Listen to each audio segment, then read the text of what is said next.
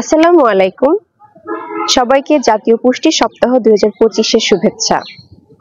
আমি পুষ্টিবিদ হেলেনা আক্তার। আজ আপনাদের জানাবো আমাদের জীবনের প্রতিটি ধাপে অর্থাৎ জন্ম থেকে বার্ধক্য পর্যন্ত আমাদের জীবনে পুষ্টির কতটা গুরুত্বপূর্ণ। প্রথমেই আসি শিশু পুষ্টিতে।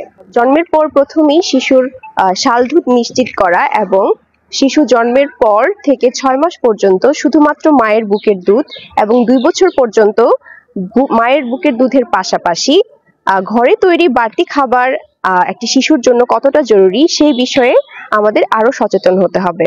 এরপর আমি বলতে চাই কৈশোরে ছেলে মেয়েদের শরীরে আরো বেশি ক্যালসিয়াম ও আয়রন প্রয়োজন হয়। এই সময়ে তারা বিভিন্ন ফাস্ট ফুড এবং বিভিন্ন প্রক্রিয়াজাত খাবারের প্রতি বেশি ঝোঁক থাকে তাদের।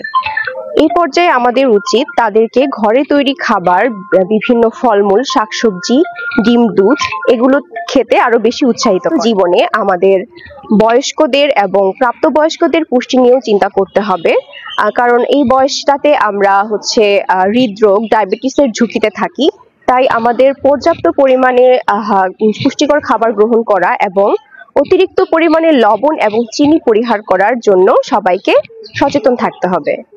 জীবনের প্রতিটি ধাপে সুষম পুষ্টি সুস্থ জাতি গঠনের অঙ্গীকার। আসুন আমরা সবাই মিলে পুষ্টিকর খাবার গ্রহণ করি এবং শিশু থেকে প্রবীণ পুষ্টিকর খাবার সার্বজনীন, এই স্লোগান বাস্তবায়নে রূপ দেই সবাই মিলে। ধন্যবাদ।